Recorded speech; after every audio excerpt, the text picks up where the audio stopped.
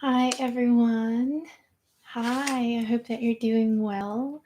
I do apologize for the technical difficulties, the delay here, but I hope that you guys are still joining me. I can see a few people in the chat.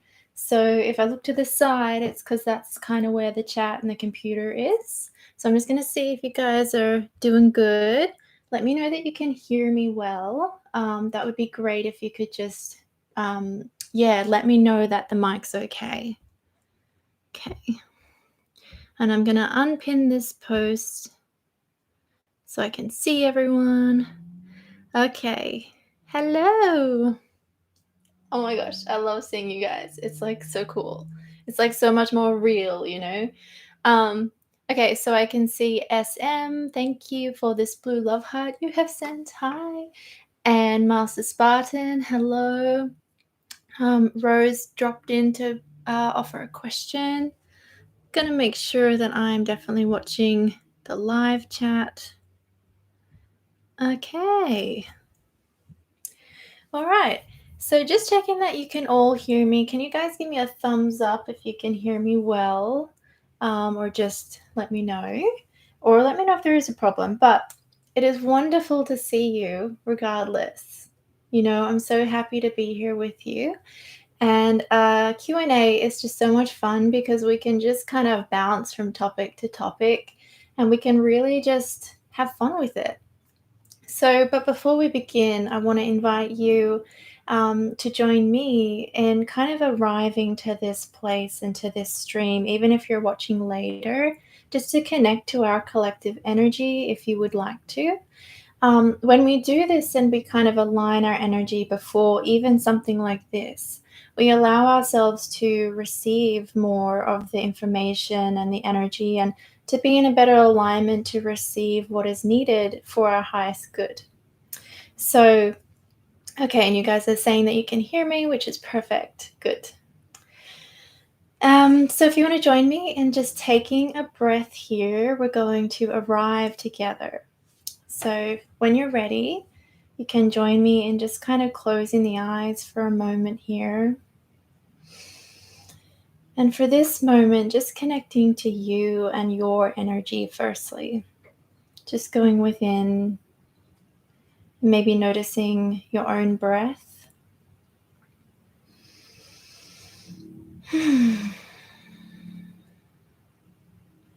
And allowing any thoughts or sounds or anything in your awareness to be there. And your breathing.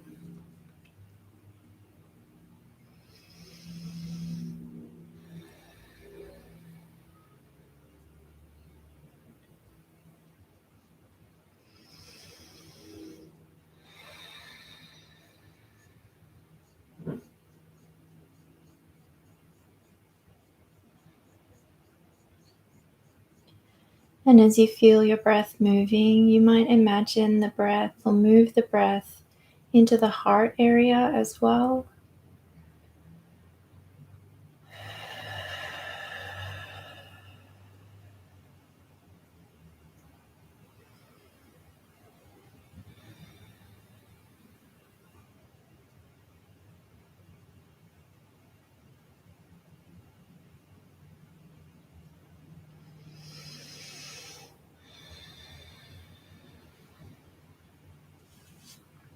And you can even place your hands on your heart if that helps you feel more connected.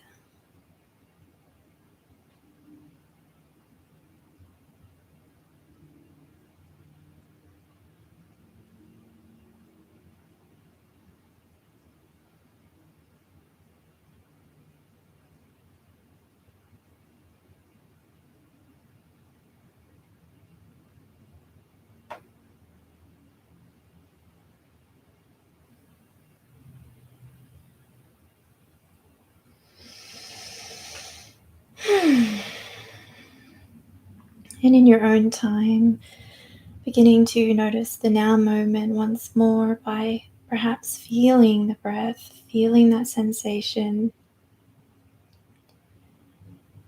and hearing and noticing the sounds that you hear in the room around you or within you.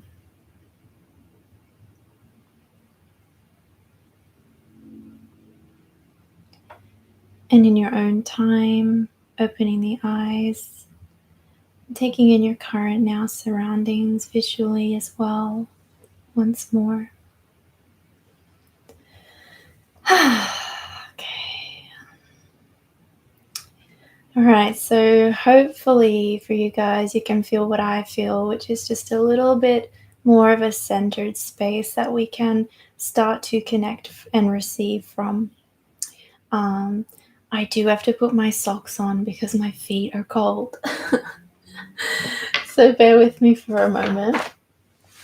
And in the meantime, maybe you guys could pop in the chat how you're doing.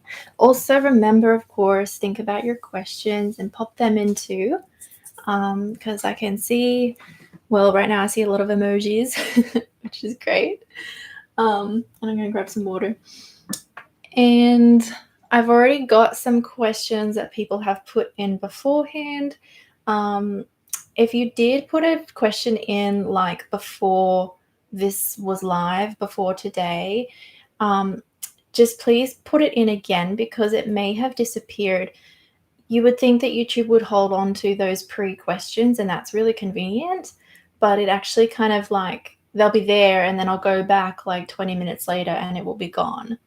I did grab a couple or one of them,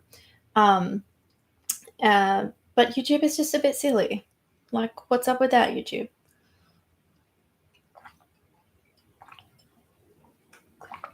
Okay, so that's what my sheet of paper here is. So I'm going to look in the chat and just see who's here and keep connecting with you. Yes, SM, Master Spartan, Kira, hello. Lily B, hi. Okay, we got some questions. Yay. Perfect. All right. So let's just get into it. Okay, let's get into it. So SM has asked, what are your recommendations for releasing and grounding between working on clients? Okay. What are my recommendations for releasing, grounding between clients?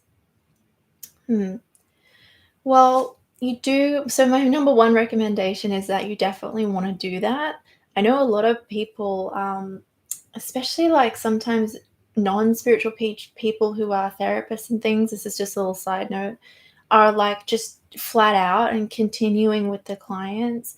And if you are not taking breaks, even 15-minute break between that, and if you watch that energy and if you watch what that does, it means that if you don't take a break or release or ground, you're less able to be fully present. You're less able to give, and receive and to hold the space as well as you otherwise would if you did let go of some of that energy consciously and, do your self-care. So it is very important, and this is a really good question. I'm looking at your question. So for releasing, I think these kinds of questions, it really depends on you and who you are, right? So any suggestion that I may give, you want to adjust it to like what resonates for you. So I'll just go with what I typically do.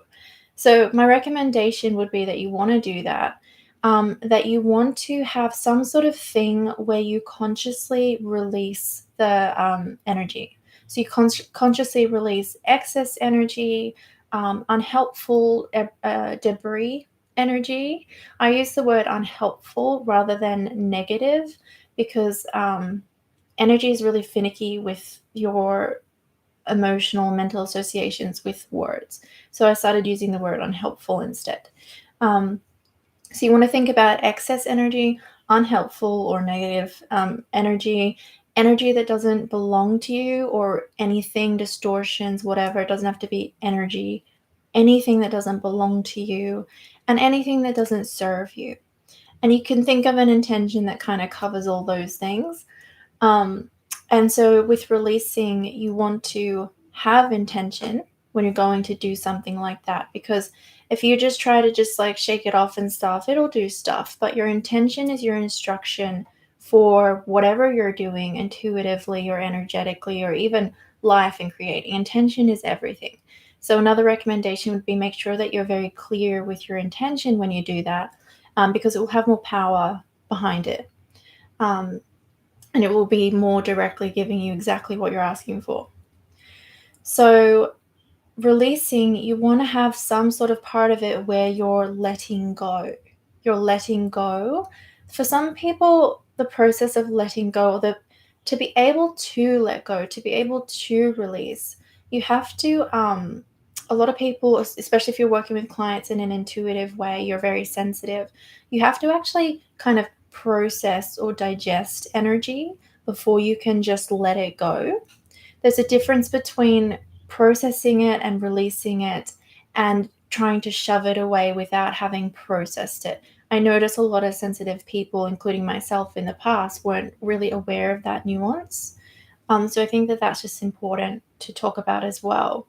So you can include that in an intention, and your system knows how to do that. Um,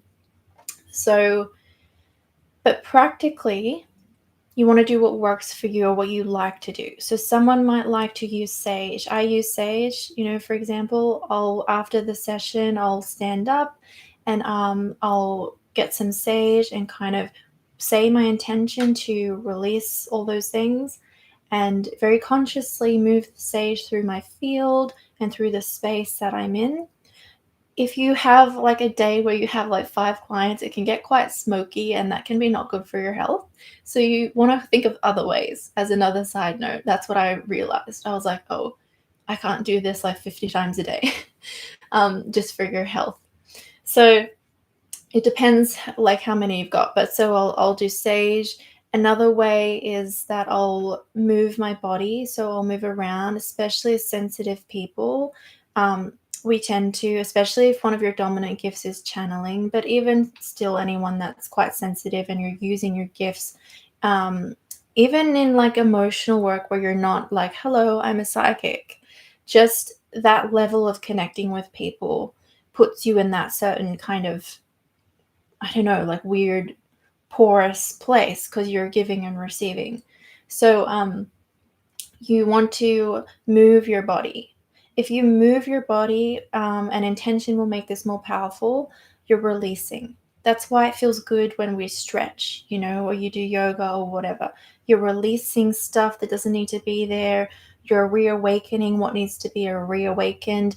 It can reawaken now that stuff has gone out of the way. Okay, so movement is a really good one. And that's obviously really can be quite quick and easy if you're between clients like that. So that's why I like that one. And personally, I do really intuitive movement. I'll just because that's just like what me and my guides do like all the time. But you might like to do just like yoga stretches or some kind of body, proper body stretch thing. Which is really good. You might like to dance. You might like to jump up and down. You want to do what you like to do. If I intend and I jump up and down, and I've intended that when I jump up and down, and I'm intending it, and maybe I'm visualizing it, that debris starts to fall off me, that's what's going to happen. So I can jump up and down. If you shake, I've recently been playing with a thing that you kind of see and feel and connect with your energy, your aura, and then you kind of sweep the debris or unhelpful energy or whatever off your body. So right on your body, but also kind of off your other bodies, your aura and stuff. And I found that to be really powerful and really good. And once you get it, you can do that pretty quick between clients too. I think because it engages you physically, it engages you to visualize that. And so when you have more intention, more focused, you've put more focus there, it can be quite powerful. That's why we visualize or we use tools or whatever just to focus our energy. So yeah, you can kind of sweep the energy off you, and you have to see it or feel it kind of washing away. And you talked about grounding as well. So yeah, you want to do releasing probably first, and then grounding. Between clients, I might go outside and put my feet on the earth, because the earth has a neutralizing charge just naturally. That's just who she is. And so if you go out with bare feet and you stand on just any piece of earth, you could ask Gaia and intuit what's the best place for me, but try to just trust yourself and imagine that all this excess energy or debris, etc., flows out and down through your feet chakras and the like lower chakras into the earth. And just let Mother Earth take it. You have to kind of let Mother Earth take it. A lot of people just try to shove it down. I think it's better to intend and then allow and imagine that it's being taken down. And then the grounding part would be to connect your root chakra or the lower chakra into the central core, I guess, of Mother Earth. And again, you might just feel that, you might visualize that. You might see, I like to visualize it and see, kind of in my mind's eye, see this beautiful light cord going through the layers of the earth. You know, if you could see the roots that go down under the trees and the dirt and everything, and past the molten layers and into the core. You know, I just really love that. And then you want to stay there and you want to breathe there, and you're going to feel grounded. Groundedness is also about, especially if you've been doing psychic work and you can be a bit like, "Whoa," like a little out of your body or a little up in your head or a little charged. Mindfulness is really good. Okay, so just mindfulness will ground you, will neutralize you. And when you go into a neutralized state, by the way, you will, because you've neutralized things and you've got stuff out of the way, your system will naturally want to start to release stuff. So then releases will just happen. So mindfulness is really good. And by mindfulness, just to be clear, I mean just after the session, kind of just sitting for a moment and listening to the sounds around you, following the sensation or the sound of your breath, anything that's kind of engaging your physical senses. So that physical mindfulness. I like to do mindful walking, where you walk like super creepy slow and you feel each step going under your foot. That's really good. But yeah, if you tune into the senses mindfully, that's really starts to neutralize you because it gets us out of our head. It will pull you back into your body.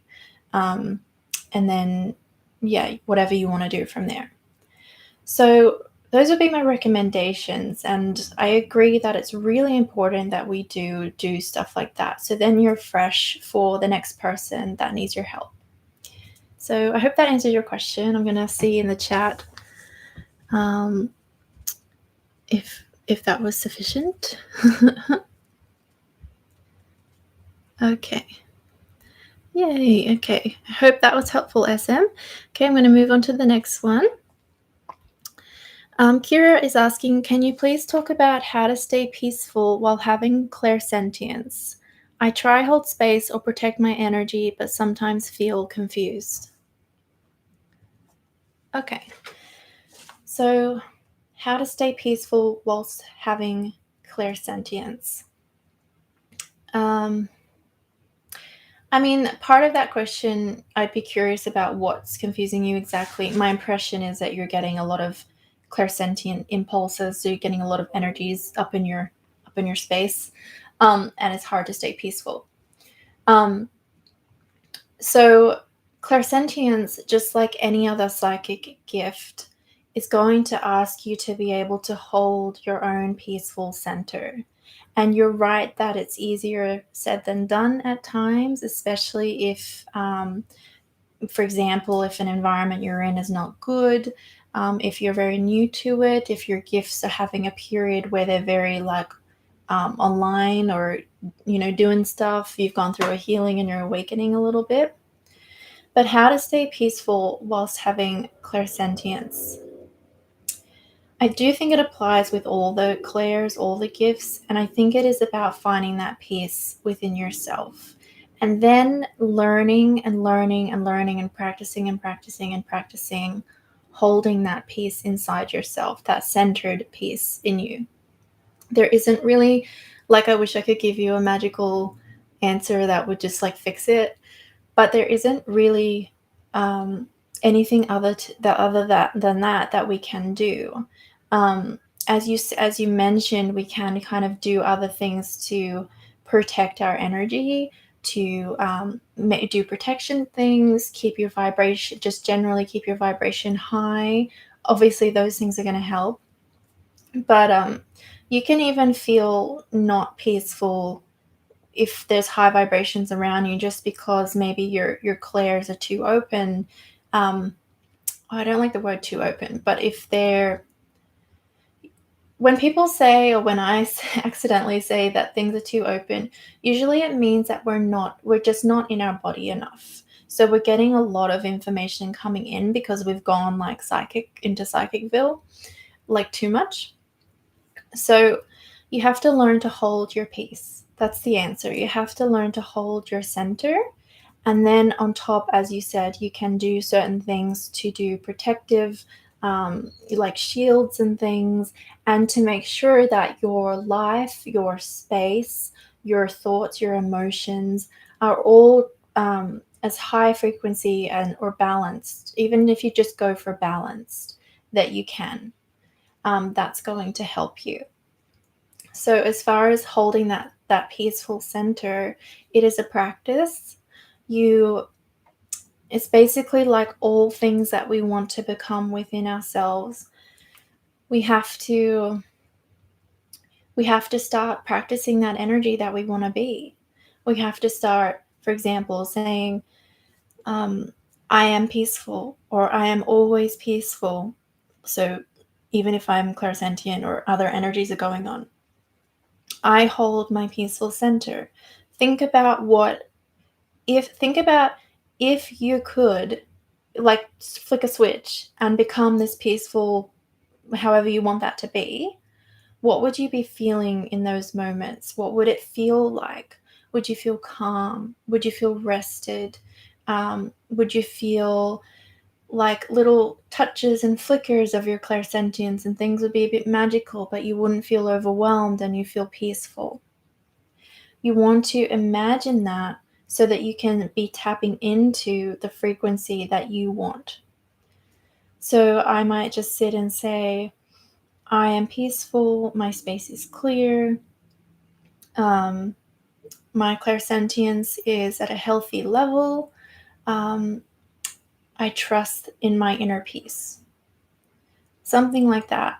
And you want to try to feel that energy that you want to become.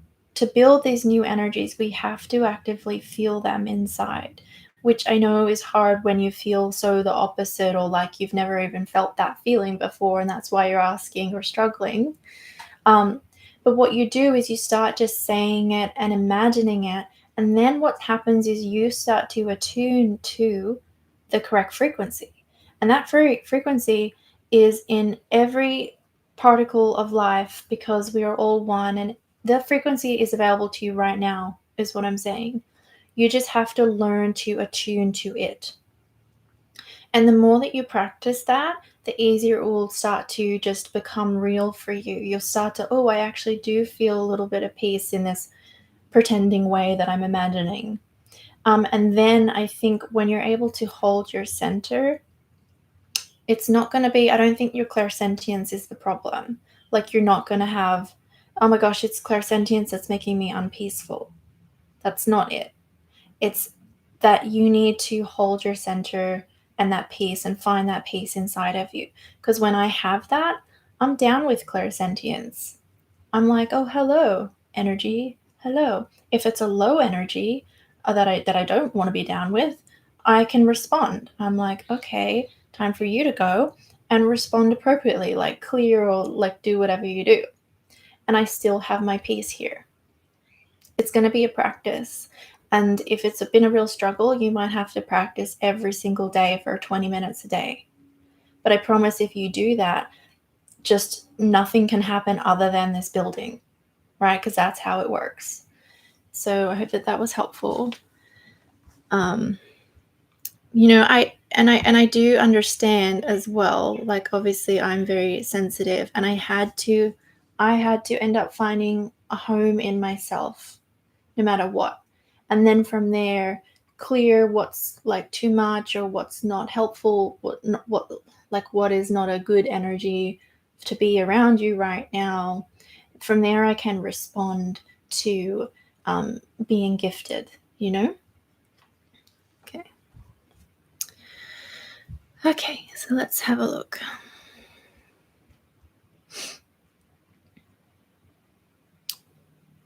Okay, Lily B says, here's my question.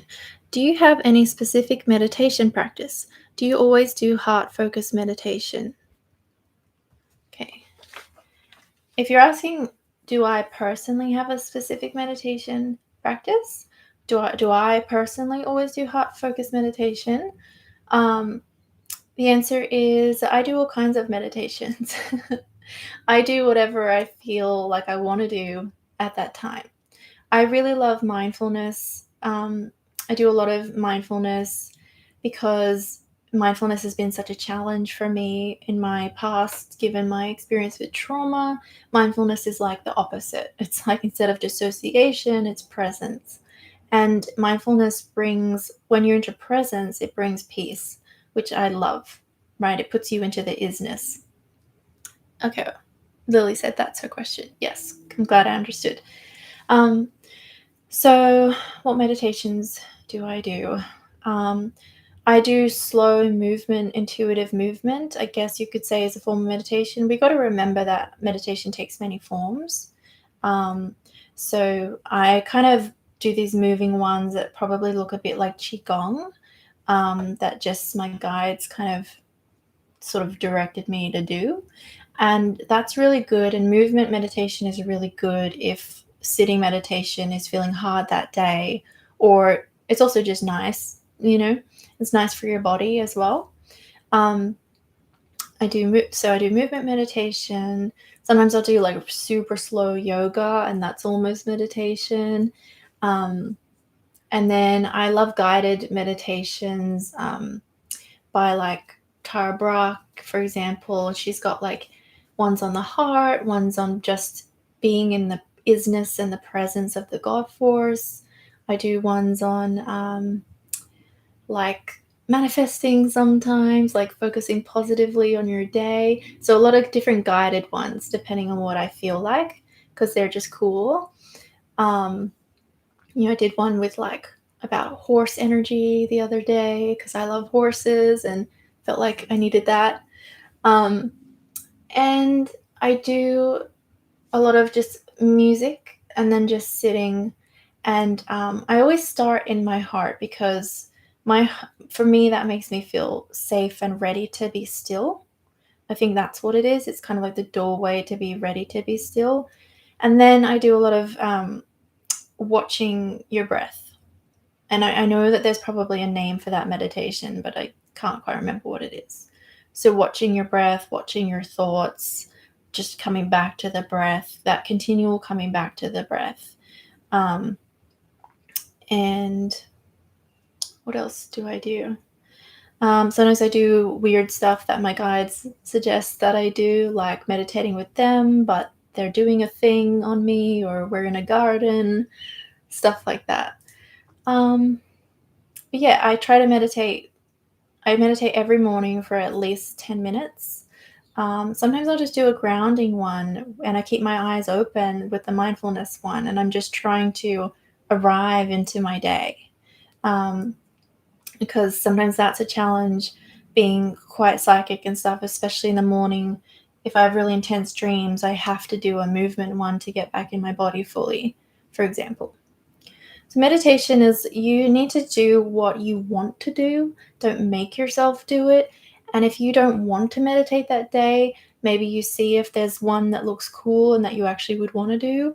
Or maybe you do it at a later time, and you start to want to do it when you start to see the benefits, which can take a little bit. But yeah, I go for the heart because I love that energy, and it's a doorway to spirit guide stuff, and it's cool. Yeah.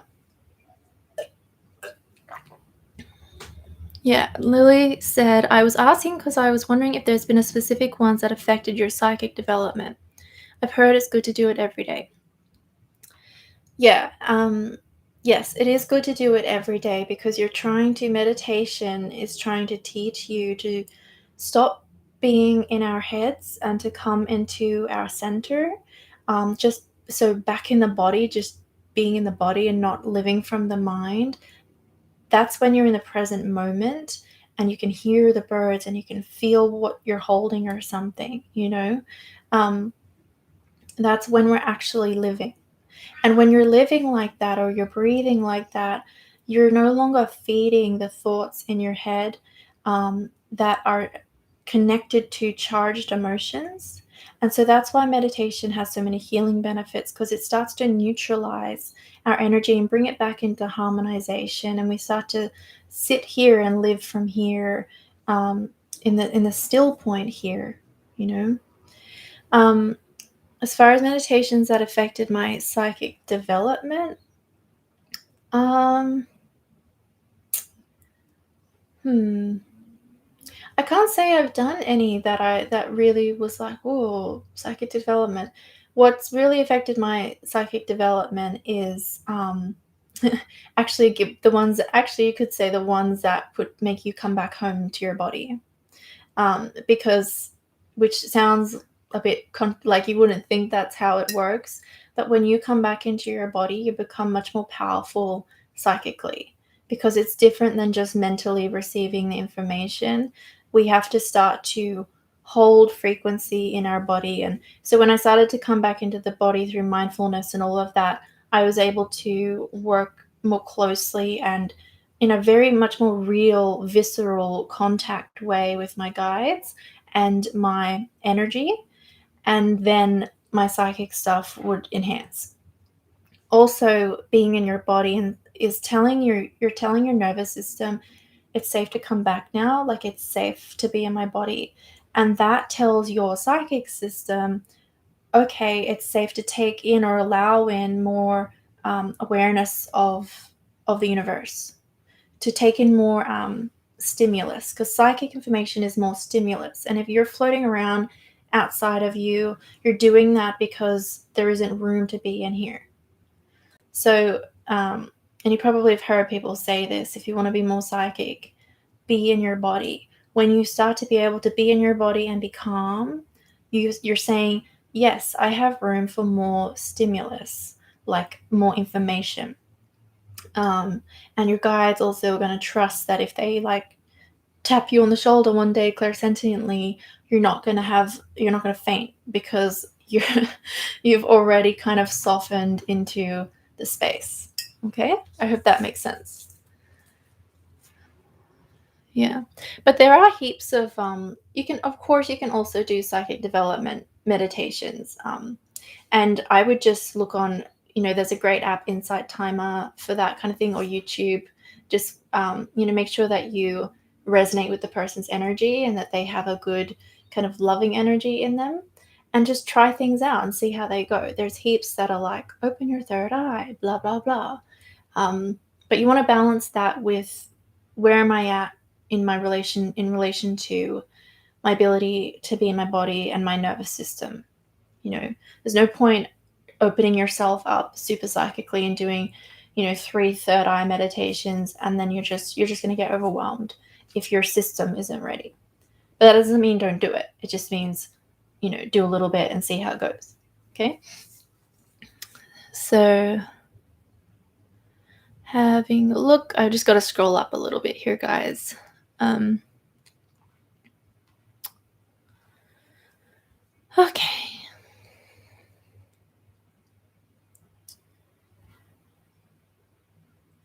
So, just for a moment here, I did have someone send in a question who couldn't make it, so I'm going to just answer that as well. And that was from Rose, and she was asking, I've just got it written down here. What do you see with your physical eyes when you see like a fairy or a Pleiadian, etc.? She's asking, what do I see with my physical eyes when I see a fairy or something like that? So when I see a little light being, and if it does come in my physical vision, it looks like something that's hard to describe. Let me think about this.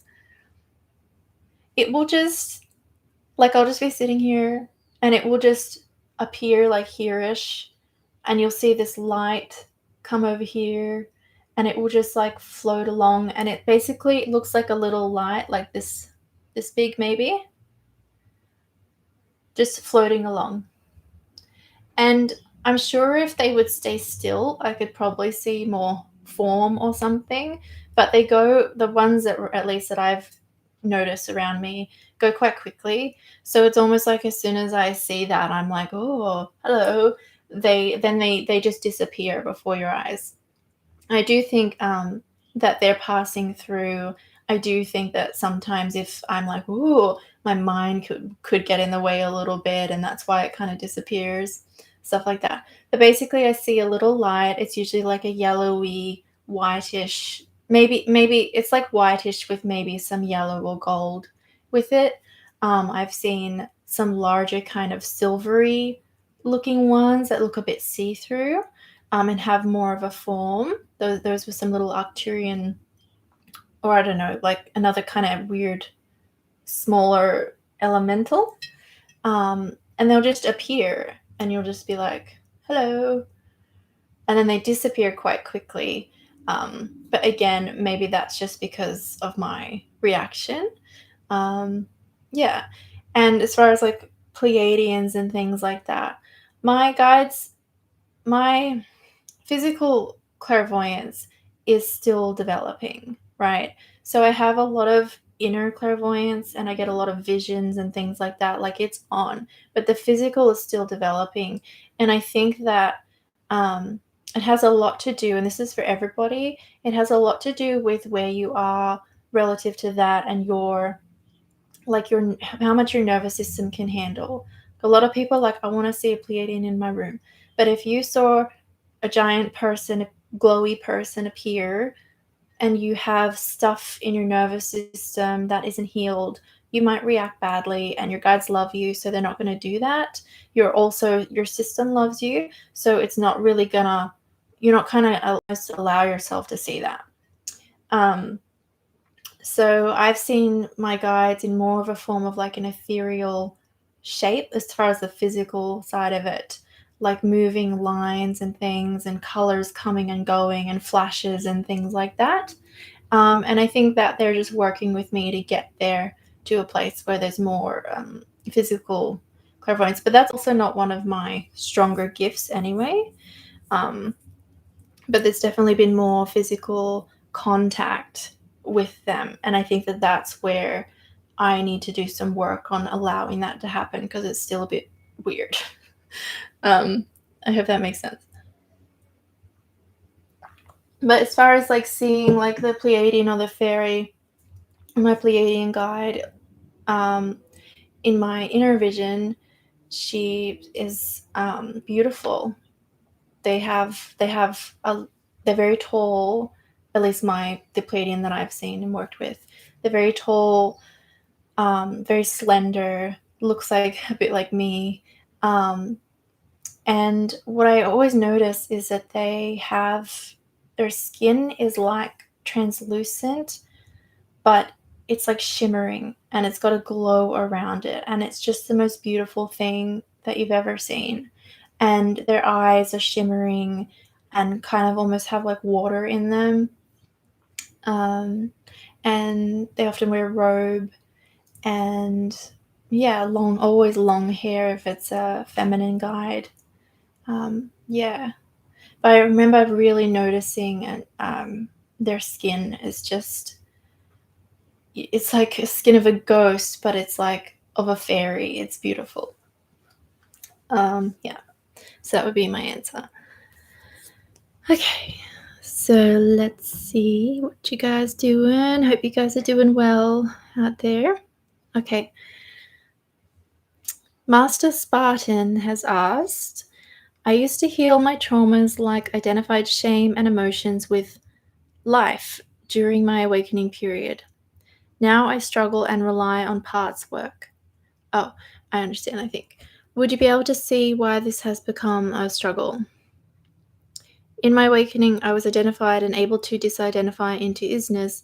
Internally, it's like aspects come up rather than identified emotions, and I struggle to use higher self to work with these parts. So heal my. I'm just going over your question again. Like an invite with life. Well, without like doing a personal reading for you, just because that's not what we're doing today. Um, it sounds like it's happening because you need it to happen. And it's really common that when we have an awakening, like a big awakening, like you said, you were disidentified into the isness, and that it's really common that it doesn't seem to last forever. Like that's more common than people who kind of stay in a blissful or disidentified state for the rest of their life going forward. Because those awakening experiences are inviting you to, it's more like it happened and now you have access to that way of being or that frequency or that universal truth. You have access to whatever happened in that awakening. Um, and you can almost, what I want to say is you can use that as a tool in your toolbox that in a way that you couldn't before. And that's what makes it an awakening. And to get back into it, the best thing is to use your memory, because that will help you to start vibrate that frequency again. So you remember the awakening, remember the isness, remember the disidentification, and start to allow that frequency to come up again, and then use it, maybe using it with the parts. But I hear you saying that you struggle to use the higher self to work with these parts. Sometimes we have to adjust to what I like without knowing all the every detail in it. What I feel like I want to say is we have to adjust to where different kind of sections almost of ourselves are and what layer we're on with a wounding. So initially, especially with something like parts work and stuff, there's probably a high level of identification. If you're getting at parts, like even the concept of parts, there's probably a high level of identification, at least initially. Um, and that means there's a high level of mind energy going in there. There's a high level of attachment to the identification. That's what makes identity, the attachment. Um, and so there might be a period where it's better to use a different tool. It's better to maybe listen to the parts of the self. And what I would recommend that you actually do is that you ask your higher self, okay, what do I do with this? Like, what does this part of me need? So kind of including the higher self in it, but not trying to make it this, oh, I like this. I think what you're saying is that you wish that you could kind of be in that disidentification working with those parts, like that it should be easier in that way. Um, but what if you just use your intuition to ask what is needed here? The answer is not always going to be that you need to disidentify right now. That's when you have a certain wound, it may have more attachment, more imprint, more energy behind it. And to click your fingers and disidentify, even if you had an awakening, is too much to ask too soon. So you have to maybe use some mind tools to help you peel off some layers to then be able to allow the disidentifying approach or the higher self approach. I hope that is making sense. And that's very normal, um, especially with trauma. There's a lot of people that are like, just let go, or just use your heart, just disidentify or whatever. Trauma is very sticky. It's very complex in the way that it's sticky, and you find that you can't just bring in really high vibrational tools or approach or whatever until a certain point, because there's so much mind stuff there. There's a lot of layers that need to be worked through. Sometimes you can, and it'll be amazing. Sometimes you can't, and that's okay. But there will always be a point where that can come in. I hope that sort of makes sense. You can let me know if you're like really, really confused. I'm just checking the chat. Yeah. Because I understand, and this is why I think I can be helpful with people that have this experience, is because I've had really strong awakening experiences, and I have really strong and clear, let's say, parts, as you said, parts of the self, like spiritual teacher me, who kind of knows that and lives that and feels that stuff. But then I've also continuing to work on a lot of heavy trauma stuff. It's getting better and better and lighter. But due to the extremity of what I went through, when I do have trauma stuff come up, I can't just, not all the time, I can't just drop into the isness and let go and, hello, I am my higher self. I can do that dance of using that when I can, but sometimes you're going to have to do trauma stuff. You're going to have to self-regulate. You're going to have to self-care. You're going to have to do parts work or therapy or whatever. And that's okay, because you're helping the mind, right? We're all a mixture of these amazing multidimensional perspective where you know the isness and the truth of the universe.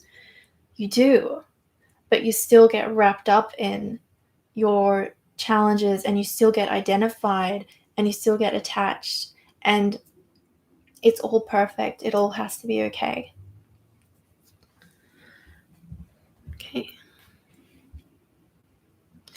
Okay, cool. Master Spartan says that makes sense. I'm really glad to hear. Yeah. And those awakening experiences will be useful to you. They will be. But if you try it on with something and there's too much resistance or something, you've got to do other things. The issue with using high vibrational things with resistance, if you definitely can, but you have to know how to do it. And there's a lot of people that you'll just try to dump it on yourself and it won't work. Whereas really high vibrational with that resistance or identification is to say, this is okay. And then even the isness that you mentioned, this is. I allow this because it is. This is. And you can use that. You can watch and observe that part of the self. But I think it's your expectations. You can't just expect that it's going to be the same as the self, let's say, that had all the awakenings. Okay? Okay. Just scrolling up the chat. Okay, I love hearing from you guys. This is so awesome. Maybe I should do more of these. Okay. Beefy Free said, how do you connect to your higher self? Well, how do you connect to your higher self? Your higher self is it is the essence of you that is under your personality. The personality being made up of the mind and the emotions. And, in the core, fear or pain. So to connect with something like that, there are a lot of different ways, would be my answer. There are a lot of different ways. So whenever we meditate and we come into just being able to watch the breath and we're just in presence and we're not in our mind and we're not in our emotions, that's when you're in contact with your higher self. And I'm adding this because I don't think a lot of people realize this. Your higher self is just the presence that you are without all the stuff. Okay? It's a radiance of light that you are. So anytime that you are feeling present, you are in connection with your higher self, right? So you're probably already doing it in little moments and things like that. Anytime that you are in the vibrational range of the higher self, you are in contact with your higher self. Vibrational range means that this radiance of who you are is a compilation of certain I call them essences. So love, joy, peace, unconditional understanding or acceptance, kindness, all the things that we think God is. Okay, so anytime you're touching any of those things, you're in contact with your higher self. But now, I'm sure that you also mean, how do I like communicate with my higher self in this more new age way that we understand it? So, as I said before, I think everything is intention. So if you want to communicate with your higher self, you want to, here's just an easy, maybe something to start with. You want to sit in a quiet place, so a place where you won't be disturbed, a place where you feel safe. You want to do anything that you want to do to make yourself feel calm. We want to be in a balanced place where we're not high, we're not low, we're just kind of normal, okay? And then you want to go inwards. Your higher self is going in, is in here. So you want to make the conditions right to go inwards. And then you use intention. I now connect to my higher self. When you're ready, I should say when you're ready, when you're feeling like just not like super busy in your mind or not super emotional or anything. Ideally, we want to be in quite a meditative place. The more meditative, the better. But you don't have to be Buddha, just at least, especially if you're just beginning. Just chill and just try it. So sit down and set your intention. An intention is just, what do you intend here in this moment? What do you intend to create? What do you intend to vibrate? What do you want? You know? I intend connection with my higher self, or I intend to communicate with my higher self. You always want your intention, the words, to be you words. So that's something I might say. You might say, I now speak with my higher self. Whatever. I now speak with my higher self. And from here, I would really invite you to just wait. So you keep being in that meditative place. You keep just being, breathing. Maybe you're listening to some nice music. And what you're doing in this just being and waiting, you're in a waiting mode, is you're waiting and opening yourself to receive. So it's basically a receiving mode. In this place, you want to just be here. And you want to take note. If you start to see in your mind's eye a certain color, or if you hear a sound in your mind, or if you get a word suddenly come into your thoughts, or if you feel a sensation or an emotion coming into your body anywhere. These are the clairs, and this is how non-physical energy, the higher self, will speak to you.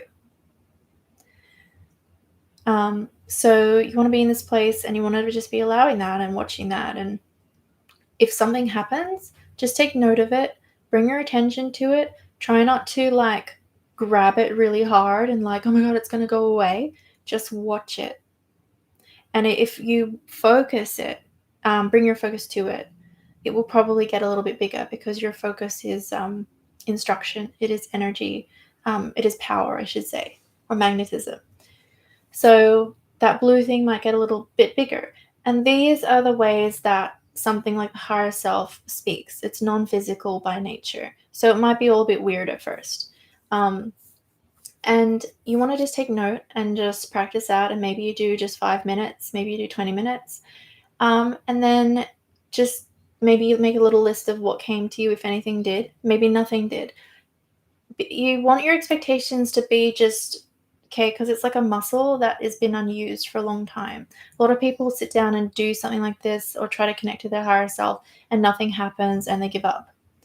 But you are reigniting a pathway here, and you have to kind of give it time to come for that fire to come up again. Okay? So that would be my number one way to do that.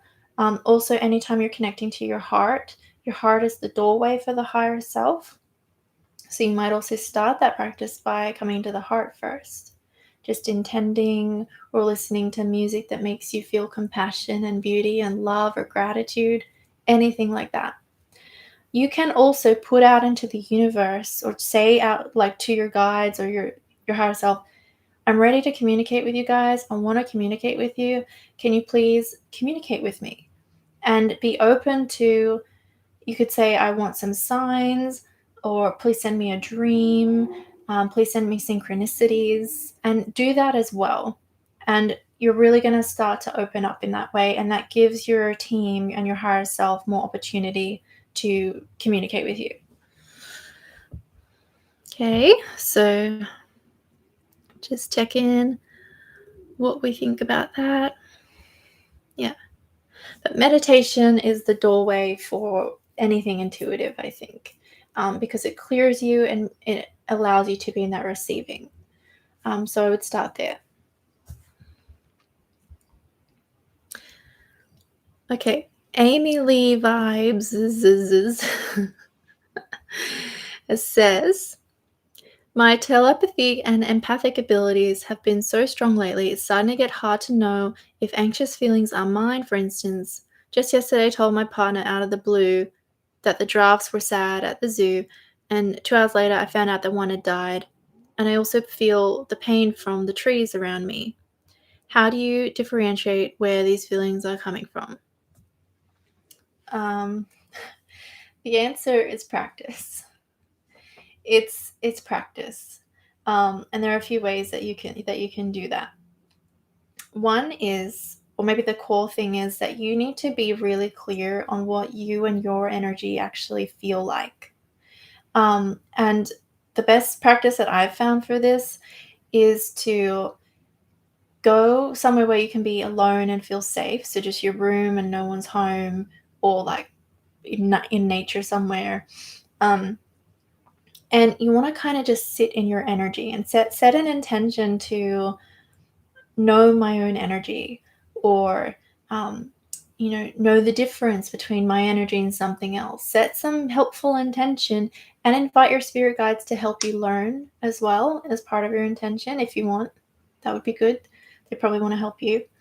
And then the idea is that you're going to sit there and you're going to come into your center.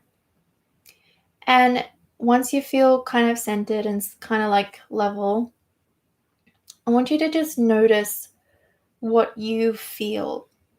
So kind of, what tones do you feel? So you might feel, oh, I think I feel a little bit of peace, or I think I feel a little bit of humor, or I think I feel a little bit of wisdom.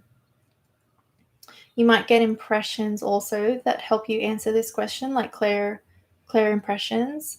And you want to just notice these things. And then I basically want you to kind of like, you know how you picked up on the giraffes, or it's almost like you were reading the giraffes. And I don't know if you've ever read a friend or read a person, but we want to get this to the point where you give yourself a reading almost. You're reading yourself, not to like get information, but you're reading. If it was a client or someone or a friend, what does this person's general energy field feel like? What do they as a person feel like? You want to be open to like it coming in all the clairs, so different pictures or colors or ideas, associations, anything. But a lot of it, I want you to feel it in yourself. So that doesn't mean you sit there and gotta try to feel. Just if you feel things, bring your attention to those sensations, okay, or emotions as well. And if you did that like every day for a week, you're going to get a lot clearer on what your energy is like. And then when you go out into the world, it's going to be harder for you to get confused, because when that incoming or that pain or something, when you notice something, say you notice a sadness start to come in, you want to ask, where does this sadness come from? Is this mine? What is it? And then you want to see, what does it feel like? Yes, you might notice the sadness, but do you also notice tones of you, or do you notice tones of someone else? This is a practice thing, and I know that might sound a little bit complicated, but honestly, with these gifts, you just have to start practicing now. You just have to do it, and it will get better and easier. So I would try to is this mine or is this someone else's? And I would try to feel almost, where am I? Do I feel sad? Is that coming? Is it where is that in me? I don't think it's in me. I would kind of read myself. No, that sadness seems to have tones that I'm not familiar with. It seems to have like maybe I see yellow, and maybe because it's a giraffe or something. No, I'm not, or it's that their aura. Maybe I see purple. Oh no, my aura is not purple. Okay, maybe it's someone else's. Float the idea and see. And then in time, you're going to become familiar with how it feels when you are feeling your own sadness or fill in the blank, and when it's someone else's.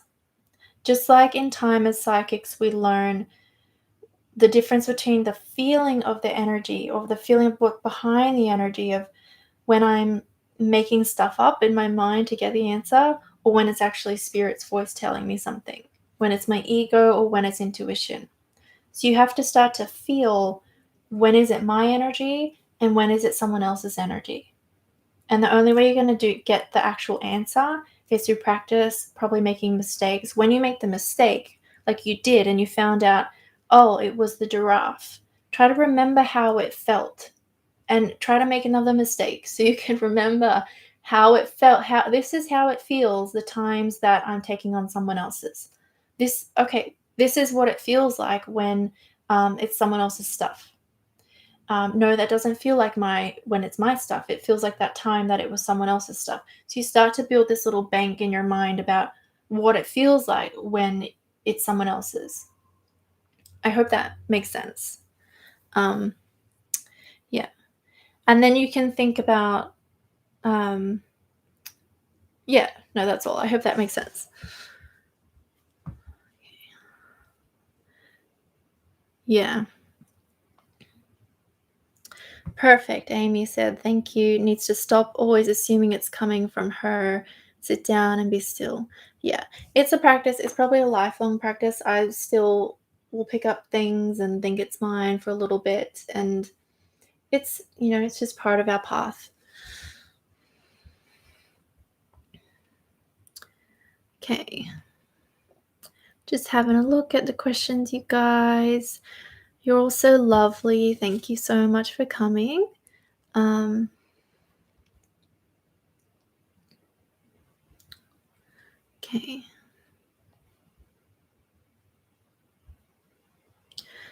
Obviously you could also go and ask the tree or the giraffe or whatever it is, for all you guys, like, are you feeling sadness or whatever? Obviously only to people or beings that want to talk to you, but or are open to that, you could ask. Okay. Just having a look. Jacob has asked, tips on regulating the nervous system other than meditation. Yes. So regulating the nervous system, so firstly, I have to say, I'm not a scientist, so it might be true that I don't understand all the everythingness with the nervous system, but I do understand regulation in terms of energy regulation and emotional regulation and the impacts, etc., that has with the nervous system and how that feels in the nervous system. So that's the place that I'm speaking from, just so everyone knows. So your nervous system that is dysregulated and it wants to become regulated. Yes, meditation is one way of doing that. If you have a dysregulated nervous system or emotional system, meditation is very hard, actually. And so we do need to talk about other things. But as a side note, movement meditation would be the direction you would go in if you're feeling like you're a really dysregulated person, rather than sitting still, because the stillness is when the dysregulation can come up, and in a way that's too much. So there's that. I really think that exercise really helps with keeping it regular. It really just helps everything go so much better. So exercise is really important, making sure that exercise is within, your comfort, your limits, and that you actually enjoy it. A lot of people do exercise and they just because they should, and that makes things worse. You want to find something that you actually like. And I think in the context of this, you would want that to be something that helps you release that charged excess kind of nervous system dysregulated feeling. So that might be something a bit more cardio. But you also want to do something that helps to slow things down. So that might be like yoga or, a gentle bike ride or something. Okay. So exercise is really good. I think just grounding mentally. So if my nervous system is overloaded or my emotions are dysregulated, it can often mean that I've got triggers going on, so like emotional and mental triggers, and I need to arrive to the present moment. So in PTSD land, they do call that grounding, even though we've already talked about it in mindfulness. There's kind of a crossover there. You do want to get good at grounding yourself. You want to say, I am here in this moment. I can hear the birds, and bring your attention to the birds. I can feel the floor beneath my feet. Feel the sensation of the wood under your foot. I can feel my breath going up and down, up and down. I can feel it. And the point of that is to tell your nervous system that whatever thing you're worrying about or whatever's got you heightened up is not happening right now. What's happening right now? I'm sitting in a chair. I might be feeling these things and I might be thinking about this stuff. It's just thoughts. It's just a memory. It's just a worry, whatever it is. What's real right now is that I am here and I can hear the birds and I can feel my breath. And then you need to, so another part of things is regulation is about, if you try to do that, sometimes you actually need to soothe yourself first. So it's about grounding, it's about soothing and nurturing yourself. So what is calming? What is soothing for you? That might be putting on a particular sounds and headphones with a beautiful song that you like.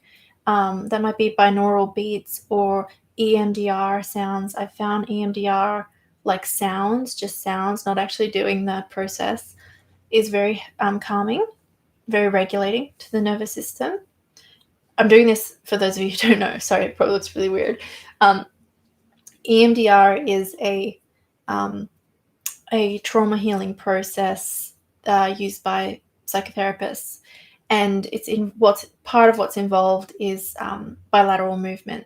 So moving the eyes left and right, or watching someone's finger go left and right. So that's why I'm doing that. But at those audio ones, they're playing the music in this ear, and then this ear it's a bit softer, it's a bit louder, it's a bit softer, it's a bit louder, or there'll be a tone behind the music. That's been really regulating. I found that really regulating. And soothing. And so soothing is like calming the nervous system. And sometimes you can't really ground yourself or breathe until you've soothed and calmed. So you've got to have things ready for yourself. You got to, when I get really dysregulated, I have to go and wrap myself in a blanket, or I've got my headphones ready, or I go and make a cup of tea, or I call a friend. Another thing is if it's just too much and you can't regulate, it's okay to distract and to move on to something else, basically refocus your attention. So you would put on a movie that already know that you really like. You might just go see a friend and do something together. You might put on music that usually helps you change your mood and dance around. And even though that will seem very opposite to what the dysregulated part of yourself wants to do, you'll see that it is the medicine that's needed. And that it's no good just being dysregulated. It's better to try to calm yourself down, because we can't heal until we're coming from that place. I'm just checking the chat here. And hopefully, Jacob, that's making sense. Yeah. Another thing for regulating the nervous system, may not be for everybody, but is like compression. So what am I saying? Joint compressions, or doing physical activities that put pressure in your joints. That actually makes your nervous system calm down. Squeeze vests, they make them for people who have sensory processing issues. I have one because of my sensitivity, and I put that on. It squeezes your body, and that calms the body. So you could also just get someone to squeeze you really hard, and not too hard, but you get to decide. But that will send a calming input to your nervous system.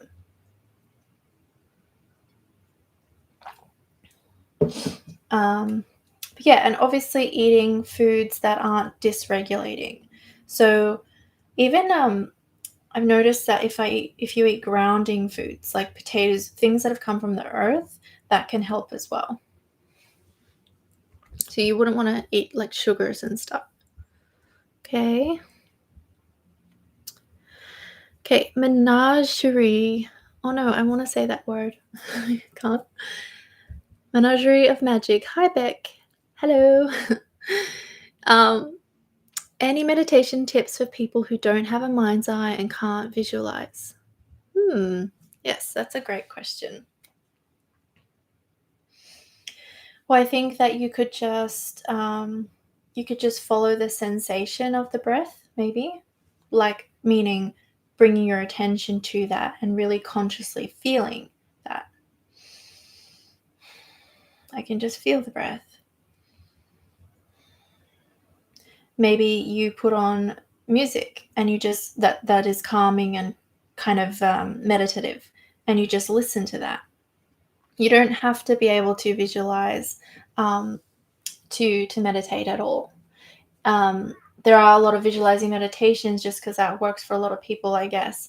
But you could take those, and if it's like, imagine that you are in a blue open field, you could bring up a memory of when you were in a field, a blue open sky field, I mean, and maybe feel the way that the breeze felt around you. So imagine through feeling it, just that would mean remembering the feeling.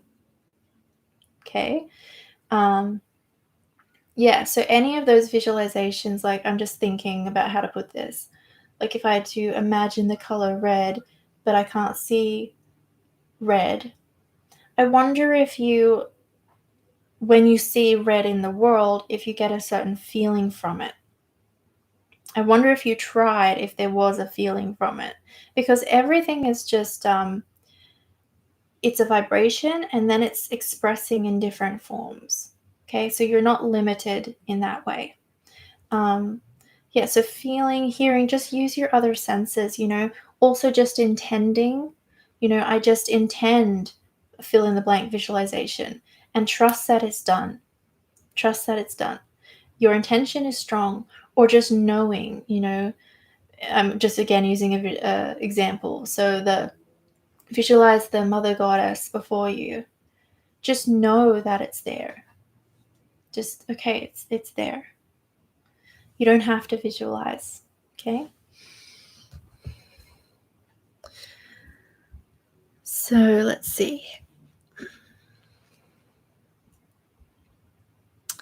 SM said, oh, I'm just checking. Sorry, I lost it there, guys. Come back. Oh, how are Pleiadians related to Venus? Yes. That's a good question. It can be a little bit, and it's a bit of a confusing one for people, I think, as well. So, my understanding of Pleiadians, Venusians, or Venus, etc., is it's to do with the doorways or the gates of our suns and the way that the cosmic world kind of aligns itself. So, the star group Pleiades, which for this context, I just have to explain it. The way I can explain it is, okay, the alignment is like this. It's like Earth, and it's our star sun, and then there's Venus, and then there's Alcyone. And there's a star, and there's some other star suns over here. And so Alcyone is the central star in the Pleiades. The Pleiadians, and this is kind of what I just said is kind of a future trajectory, right? So it's like, in order to ascend to I am now a Pleiadian, or to become the Pleiadians who are our future selves, there is a Venus point there as well. We're integrating a Venus point there. But to the Pleiadians, Venus is kind of their past. But I just keep seeing a visual of, for us, Venus is kind of what's next, and it's kind of like an intermediary step, an intermediary thing that helps us get to a next level. So the Pleiadians are the future of humanity, and they could be seen as the future of Venus, or Venusians, future Venusians. The Venusians could be seen as also the Pleiadians, because they are like the past Pleiadians. Like, it's their past selves, kind of. I hope that makes sense. And I'm just listening to Spirit to help me explain as well. So Spirit is saying that the influence of Venus pushes forth here. The influence of Pleiades pushes forth into Venus. So then when we interact with those beings, there's a resonance with both Venus and with Pleiades.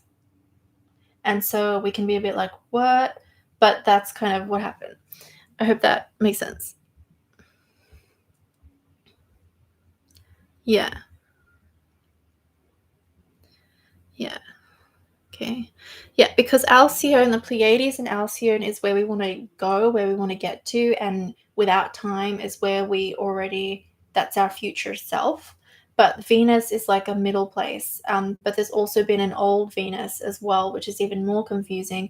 But when we say Venusian, when we're talking about the new Venus, we're not talking about that old Venus, okay? Because that old Venus is actually an old Earth, which I know is like weird, but that's like another topic. But yeah, when we're talking about Venusians, we're talking about Pleiadians. When we're talking about Pleiadians, we're talking about Venusians just a little bit further along in their star timeline, or star line almost, is what I want to say.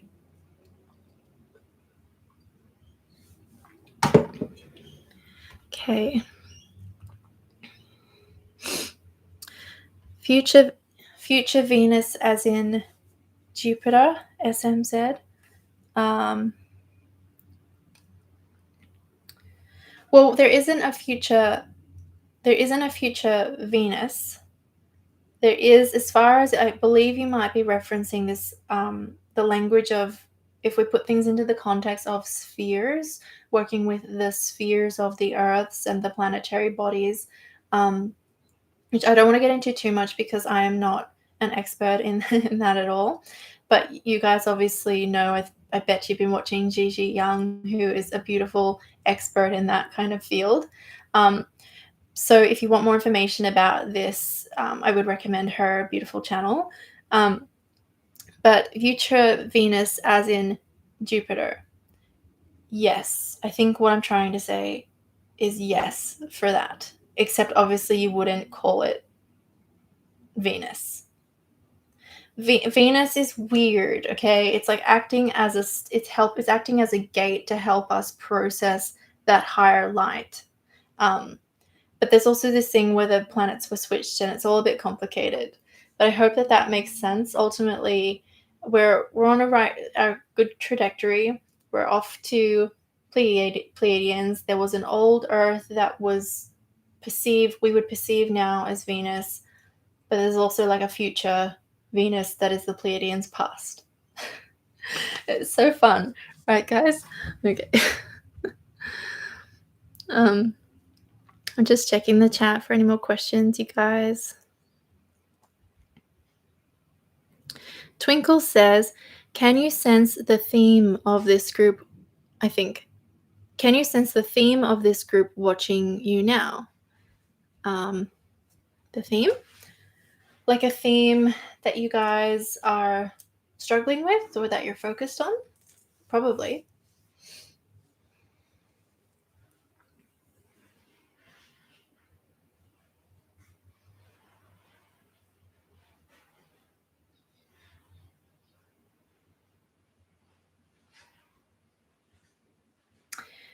I think, just to answer Twinkle's question, I think what I could say is like a general message, which is that for this group of people, there's this feeling inside like I'm not good enough. But it stems to like I'm not magical enough for like with your spirituality. So I'm not good enough with my spirituality stuff. And so trying to like go around and pick up certain things and do certain things and heal and all the things. But the message is kind of like you need to refocus your energy and just come back into where you are now and be where you are now and know that that is good enough to progress. Does that make sense? This is where your power is. The what you're looking for is actually right where you are. That's my sense of it. Okay.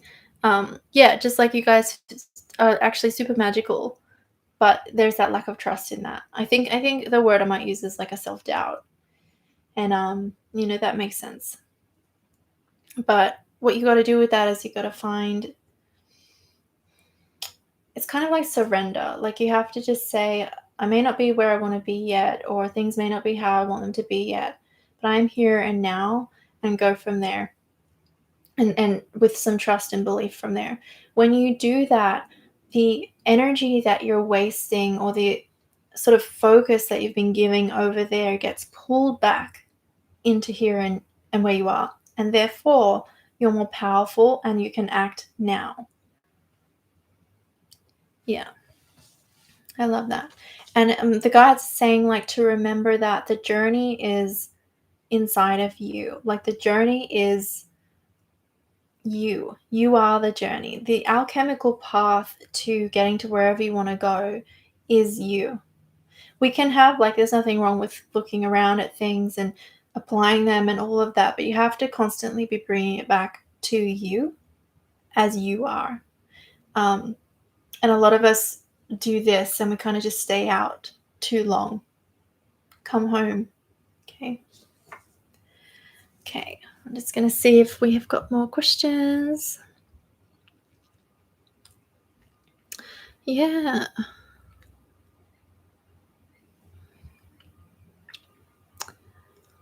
Okay. I'm not seeing any more questions from the chat right now. I'm going to check if I have any more that people sent through earlier as well. Oh, yes, I do have one. This is from Gabrielle, and she was asking about twin flames and soulmates. What are they and how to differentiate between the two? So, the concept of twin flames and soulmates, I'm going to answer this in two ways, I think. So, one is that typically we're talking about a partner or persons that we feel a strong resonance with. And I should say that everybody has a different definition of what twin flame means. So some people, when they hear me say this, they might be taking it to mean like, we are now talking about that twin flame, and a twin flame is the person who you marry. And someone else might be taking it like, oh yeah, twin flames, where you you have a really intense relationship. And it just, okay, so we've got different definitions about what's going on. But so I'm just going to say, with that in mind, that twin flames and even in soulmates is where you're feeling a strong resonance. And you're feeling that strong resonance, meaning similar vibration, meaning in a similar or closer vibrational range. You're vibrating in a closer vibrational range than, say, other people, than compared with how much you vibrate in the same range with other people. And that sense of this is really resonating, or we have a really close vibrational range, is coming from usually what I would call soul groups. So, and it has to do with the way that universes and souls and things are born, or how they become. So I'm going to explain this as best as that I can. It's a bit silly, but you have to imagine, right? In the beginning, even though there is no beginning, there was like the blob of oneness that is the oneness, the all that is God, or God force, okay? And it's just one. And then it divided, right? And then when it divided and it's now two, it divided again. But it divided like 2 and then 4 and then 8 and then 16 and then like more math than I can actually do right now. Okay, so it's making itself multiplying. It's multiplying itself. And when it does this and it multiplies itself, I'm going down like this because I'm trying to convey that this is, you could also be the highest dimension, and the highest level of union and oneness. And then we divide and we start to not be in our fullness. We are not, it's not like that oneness cut itself up into pieces and then spread itself really thin. It actually made copies of itself. But we start to forget and become not vibrating in that range because of the way, or just because it copies like that. So when it copies, it's like kind of making a little bit of a fuzzier copy. Like this actually happens in holograms. If you cut a hologram, you can cut it 1,000 times and it will still be whole. It will still be the same, but the pixels and stuff will be clearer and not as clear rather, and weaker.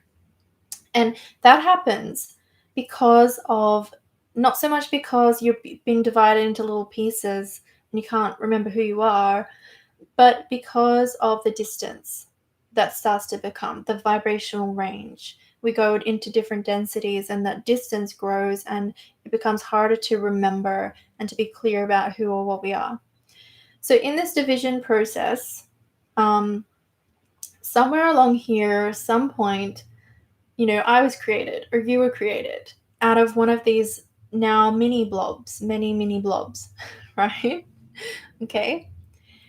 If I meet someone who has also been kind of come from that blob, right, that copied itself into 8, for example, if I meet someone in that, I'm probably going to feel a kind of closeness with them that I didn't feel with someone who was not in my blob.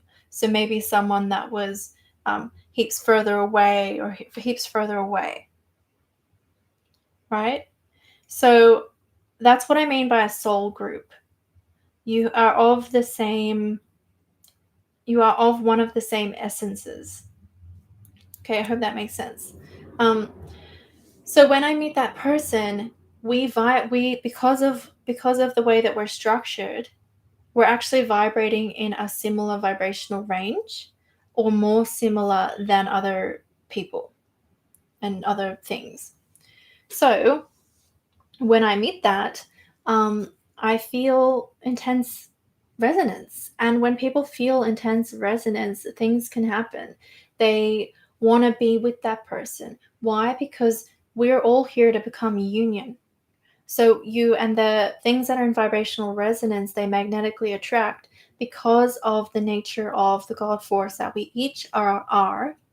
There is a drive for union. So that's what magnetics are doing. So when I meet a twin flame and I want to be unified with them, it's because I want to be unified with the God force that I am. And that's why people end up in really close relationships with that person. Okay? Just checking the chat out of my mind's eye.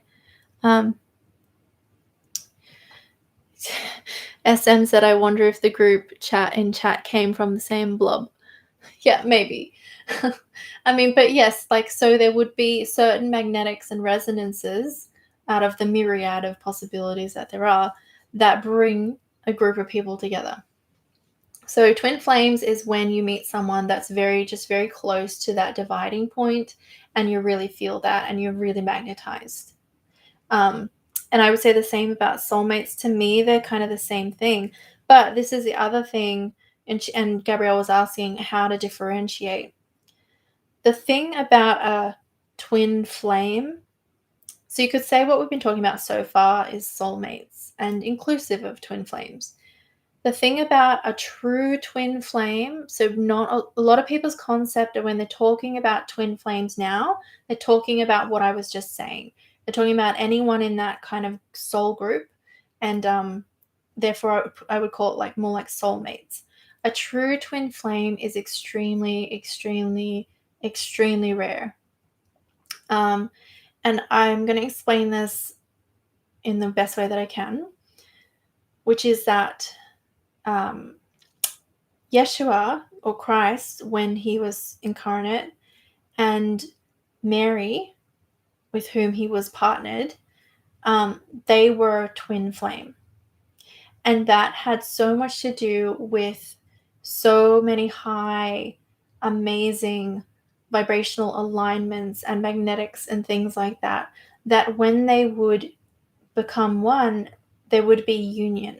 And that union would create a true union, or a union of large magnitude. Yeshua was the sun, and Mary was Venus. So it brought these things together. And that was an intentional thing. And it is to do with like crazy stuff with like incarnational patterns and times and things like that, and alignments of the stars and all of that.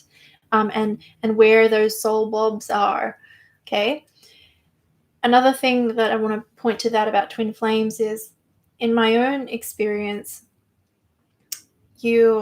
of those kind of eras of time when we were in the temples and we were doing sexual magic and things like this, your partner, it was completely to do with the alignment and the magnetics and all of that to create union. And you would look at sort of their previous lifetimes, and it's about soul lineage. It's about soul alignment and star alignment and all of that. And you would only partner with someone, you were waiting for the person that was to incarnate to be in the alignment that you are with the stars, to contribute your union to the greater oneness, to the greater world.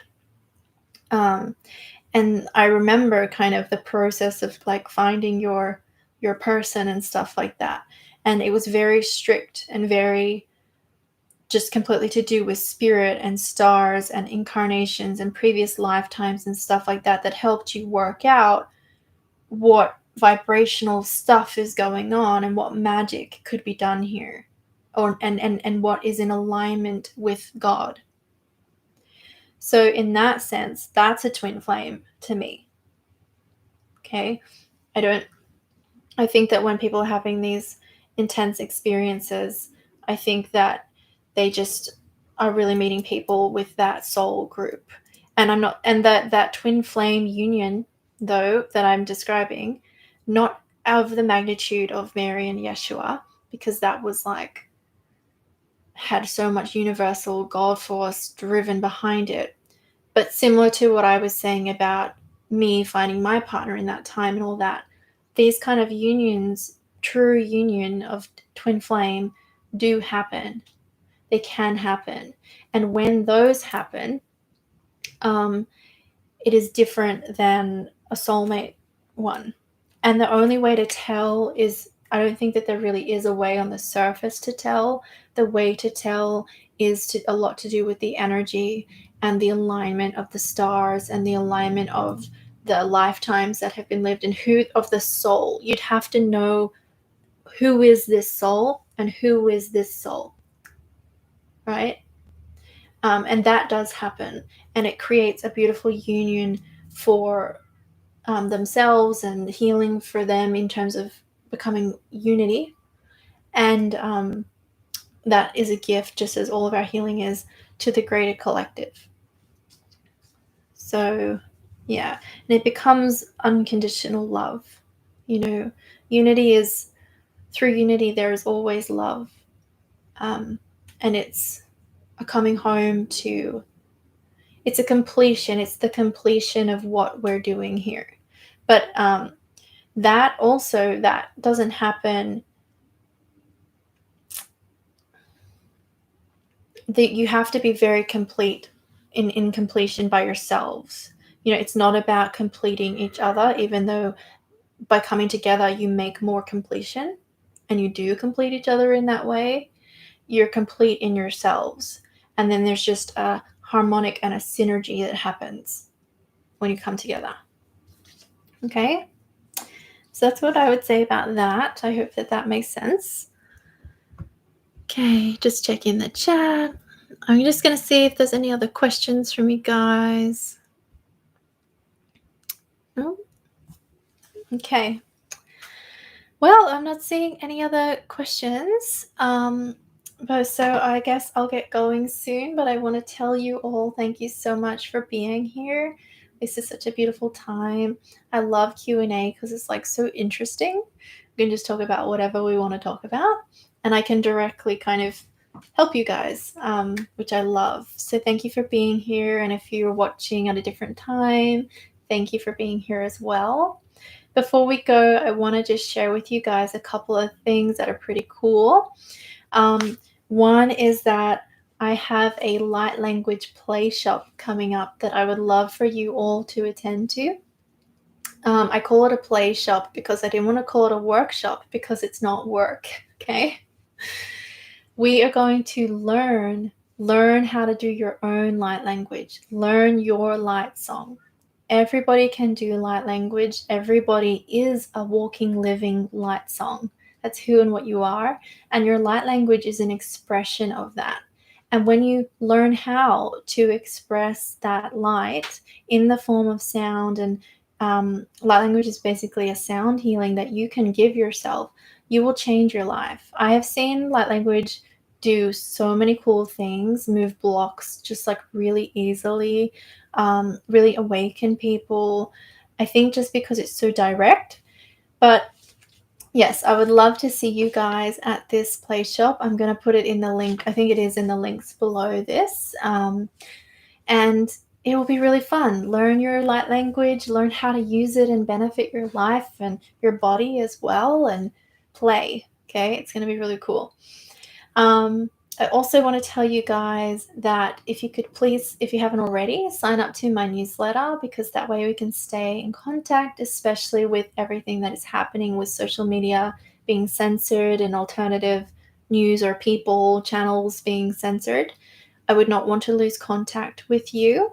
A newsletter is a way that we can definitely stay in touch if you'd like. And yeah, obviously you'll be the first to know about updates and things like this as well. And as usual, you guys know that I offer unfoldment mentorship, which is a beautiful pathway to really awakening your light and making that connection to the higher self and learning how to actually use that light energy. That's my intention with unfoldment, and I've seen it change lives, including my own. I also offer sacred session, and supervision or guidance and coaching and mentorship for learning psychics and healers, or if you're already going and you just have questions or want more training, or you have a complex case. That is what that is for. We all deserve support. And yeah, I also have after unfoldment for all my previous unfoldment clients. So thank you all so much for being here. If you enjoyed this, please do like, comment, subscribe, and consider making a donation via the PayPal link. All of those things really help me out as a creator. And I just feel like it's a blessing every time that I receive that. And it's a blessing to be here with you all. It really is. So have a beautiful day. I'm just going to see you in the chat. Okay. Gonna say goodbye to SM and Ambi Lee, Twinkle, Menagerie of Magic. Jacob was there somewhere.